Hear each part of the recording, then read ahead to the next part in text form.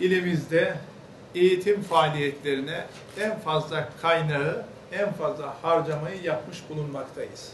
Daha önce değişik zamanlarda paylaşmıştık. Yaklaşık 900'e yakın derslik inşaatı 2013 yılı içinde başlamış ve bunlardan 500'e yakını tamamlanmış bulunmaktadır. Kamu hizmetleri için 20 milyon 441 bin TL harcama yapılmıştır.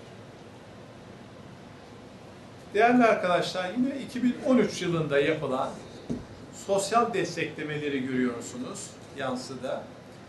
Tarım alanında 40 milyon, sosyal hizmetler alanında 35 milyon, Sosyal Yardımlaşma ve Dayanışma Vakfımız vasıtasıyla Muş ili genelinde 82 milyon 871 bin, AFAD çalışmaları kapsamında 8 milyon 164 bin, Orköy'ün 199 bin, İşkur'un 1 milyon 370 bin, KOSGEB'in 1 milyon 411, DAKA'nın 2 milyon 600, Tarım ve Kırsal Kalkınmayı Destekleme Kurumu'nun ise 7,5 milyon, SODES'in de yine 6 milyon 623 bin civarında bir sosyal destekleme harcaması yapılmıştır.